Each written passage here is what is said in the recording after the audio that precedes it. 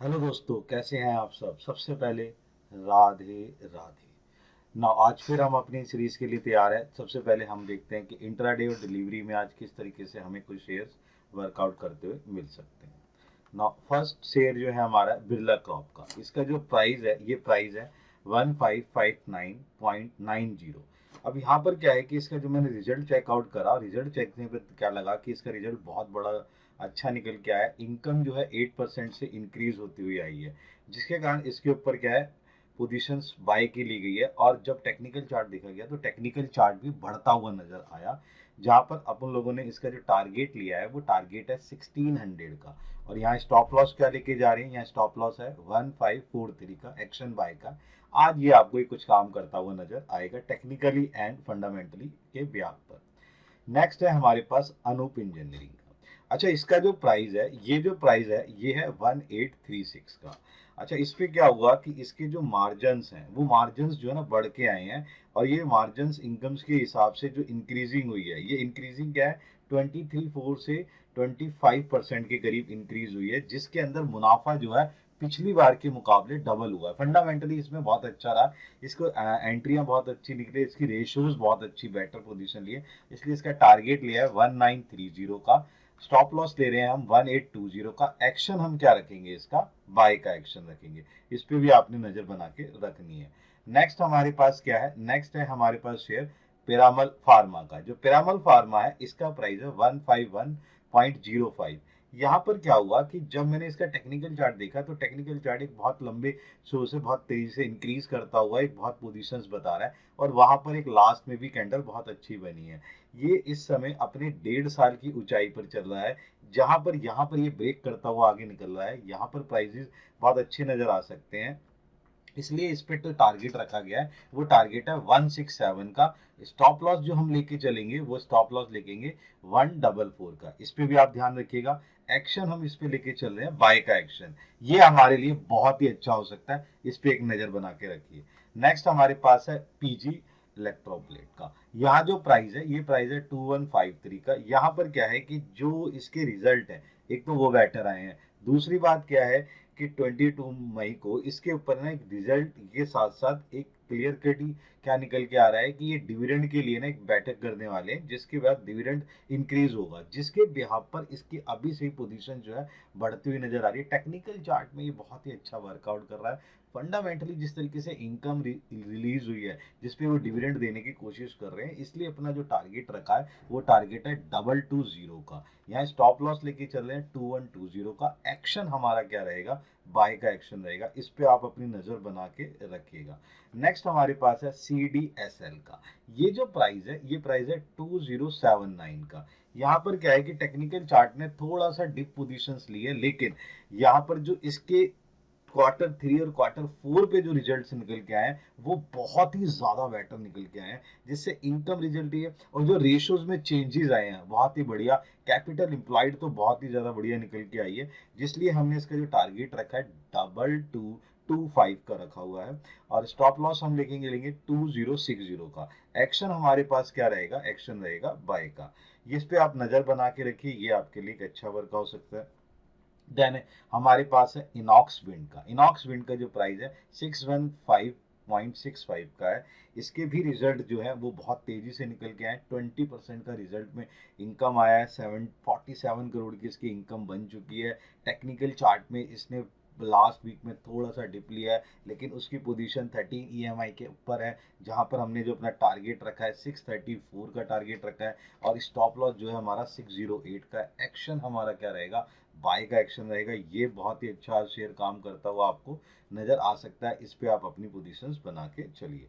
Next हमारे पास जो share है वो शेयर हम चेक कर लेते हैं। ये शेयर है हमारे पास IDBI बैंक का। IDBI बैंक आपके बजट के अंदर आ रहा है, 8940 का बैंक है। सही है प्राइस पे, और इसका जो टेक्निकल चार्ट है बहुत अच्छे से नजर आ रहा है। इनकम जो निकल के आई है उसमें इंटरेस्ट रेट इसका बढ़ चुका है। इंटरेस्ट रेट की इनकम जो इसकी बन के आई है वो 13% अबाव निकल के आई है, जो लगभग लगभग 37 करोड़ का 37,000 करोड़ का जो है इसको फायदा देता रहा। और जिस तरीके से इसने पोजीशन बनाई है वो फंडामेंटली बहुत ही बेटर पोजीशन निकल के आई है। Q1, Q2, Q3 में रेशियोज में जो चेंजेस आए हैं वो रेशियोज बहुत अच्छे निकल के आए हैं, जिसके भी आप पर टारगेट रहा है 93 का। स्टॉप लॉस जो हम रख रहे हैं 87 का है। एक्शन हमारे पास क्या रहेगा, बाय का एक्शन रहेगा, इस पे आपने नजर बना के रखनी है। नेक्स्ट हमारे पास जो शेयर है वो है IOL।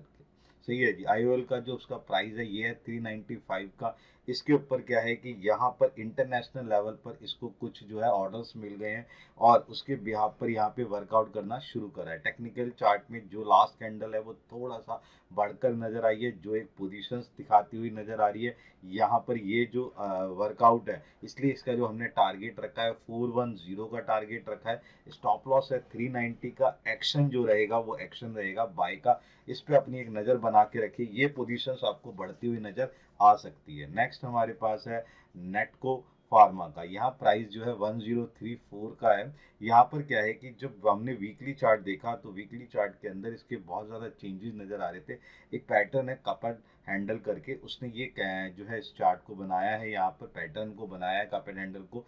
और इसके फंडामेंटली जो पोजीशंस है वो वीकली टू वीकली स्टर जो बढ़ती चली जा रही है, जिसके बिहाफ पर जो हमारे पास करंट रेशियो, करंट लाइबिलिटीज के बिहाफ पर जो हमने वैल्यूएशन निकाली और जो इसकी ईपीएस रेशियोज निकल के आई, उसके बिहाफ पर इसका टारगेट जो है 1080 के हिसाब से। और स्टॉप लॉस जो हमने रखा है वो 1020। एक्शन हमारे पास क्या रहेगा, बाय का एक्शन रहेगा। नेक्स्ट हमारे पास क्या है, रेस्टोरेंट ब्रांड एशिया का। ये आपके पास एक बहुत अच्छा शेयर है। इसका प्राइस क्या है, 105 का है। और यहाँ पर अगर आप ध्यान से देखेंगे लास्ट कैंडल बहुत ही अच्छी तरीके से निकल के आई है, जो इस पोजीशंस को बनाता हुआ जा रहा है। इसका एक टारगेट था 95 को, ये अचीव करता हुआ आगे की तरफ बढ़ा और इसने वर्कआउट करा यहाँ, इसलिए इसका टारगेट अब रखा है 115 का। और जिस तरीके से ये टेक्निकली मजबूत नजर आ रहा है, स्टॉप लॉस हम लेंगे 100 का। एक्शन हमारे पास क्या रहेगा, बाय का एक्शन रहेगा। इस पे आपकी हमारे पास नजर बनी रहनी चाहिए। ये वो वर्कआउट है जिस पे आपने पोजीशंस बना के रखनी है। नेक्स्ट हमारे पास कुछ पोजीशंस है जो है फ्यूचर एंड ऑप्शंस के, उस पे नजर बना के रखते हैं। फ्यूचर एंड ऑप्शन में सबसे पहला जो ऑप्शन फ्यूचर का है वो है कोटक बैंक का। कोटक बैंक के अंदर जो प्राइस है 15651 है। यहाँ पर ध्यान क्या रखना है कि जो इसके जो रिजल्ट अब निकल के आए हैं, जो हमने सोचा था उससे ज़्यादा बढ़ के हैं, जिसके बिहाफ पर इसकी जो बैलेंस शीट में सुधार आया है, कैश फ्लो में जो सुधार आया है, वो बहुत ही अच्छा वर्कआउट करता हुआ नजर आया। इसलिए इसका जो टारगेट है 1630 का रखा गया है। यहाँ पर 1540 के हिसाब से वर्कआउट रहेगा। एक्शन हमने क्या लेके चलना है, बाय का एक्शन लेके चलना है। यहाँ पर दो ध्यान रखिएगा कि जो ब्रोकरेज हाउस है उसने भी जो है अपना जो है पोजीशंस बढ़ा दी है और वो वर्कआउट कर रहा है कि यहाँ पर ये इस तरीके से वर्कआउट पोजीशंस टारगेट को अचीव करता हुआ नजर आ सकता है। नेक्स्ट है हमारे पास डॉक्टर रेड्डी का। डॉक्टर रेड्डी के अंदर प्राइस 6353 है। इसका भी टेक्निकल चार्ट बहुत ही अच्छा पोजीशन नजर आ रहा है। और इसकी कोई एक मेडिसिन है, ये मेडिसिन इंप्रूव हो गई है, मतलब मेडिसिन को ना बता दिया गया कि बेटर है, जिसके कारण इसके अंदर सेल पोजीशंस बढ़ गई है। और यहाँ पर इसलिए अपने लोगों ने इसका टारगेट रखा है 6500 का। दूसरी बात क्या है कि जिस तरीके से इसने वर्कआउट करा है वहां पर इसकी पोजीशंस और बेटर है, जिसलिए स्टॉप लॉस 6270 के ब्याह पर है। एक्शन हमारे क्या रहेगा, इसके अंदर बाय का एक्शन रहेगा।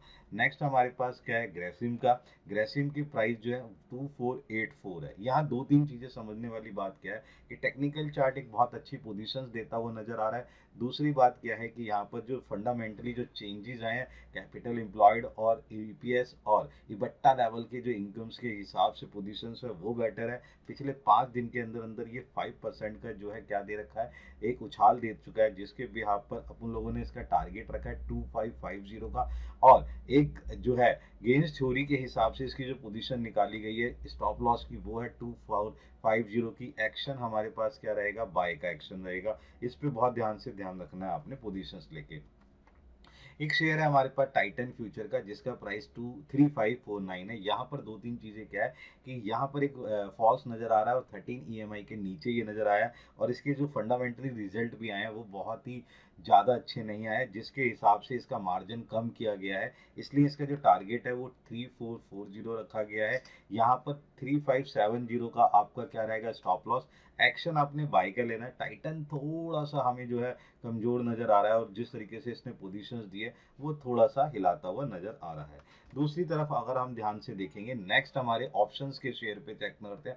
यहाँ पर हमारे पास एक है हिंडाल्को। हिंडाल्को का जो स्ट्राइक राइट है, प्राइस जो रखा हुआ है 645 है, कॉल के ब्याह पे लेके चलना है। यहाँ पर जो इसका प्राइस है जो चल रहा है वो चल रहा है आपको 25.5 का चलेगा, टारगेट आपका 45 का है। और दूसरा यहाँ पे जो इसकी जो टेक्निकल चार्ट की पोजीशन है बहुत ही बेटर चली है, इसलिए यहाँ पे स्टॉप लॉस 15 रुपए है और एक्शन क्या लेके चलेंगे, बाय का। नेक्स्ट हमारे पास जो शेयर है वो है कोल इंडिया का। कोल इंडिया के अंदर यहाँ पे स्ट्राइक प्राइस है 475 का, कॉल लेके चलनी है, यहाँ पे टारगेट रखना है 25 का। टेक्निकल चार्ट पर बहुत अच्छा नजर आ रहा है, जिस तरीके से नतीजे नजर आए हैं अभी यहाँ पर, ये आज ये बहुत अच्छा काम करता हुआ नजर आ सकता है, इसलिए इसका जो स्टॉप लॉस लिया है वो 15 लिया है। एक्शन जो हम लेके चल रहे हैं ये एक्शन है बाय का। इन कुछ शेयर्स पे आपने आज पोजीशंस बनानी है और नजर बना के रखनी है। प्लीज जो है ना इसके ऊपर कमेंट और लाइक जरूर करा करें, जिस तरीके से अपनी पिछली सीरीज में भी हमने जो प्रॉफिट अर्न करा है, इसमें भी हम प्रॉफिट अर्न करते हुए करेंगे, मिलेंगे। ठीक है जी, देन हम मिलते हैं हम नेक्स्ट सीरीज के अंदर, आज इसका बेनिफिट उठा सकते हैं।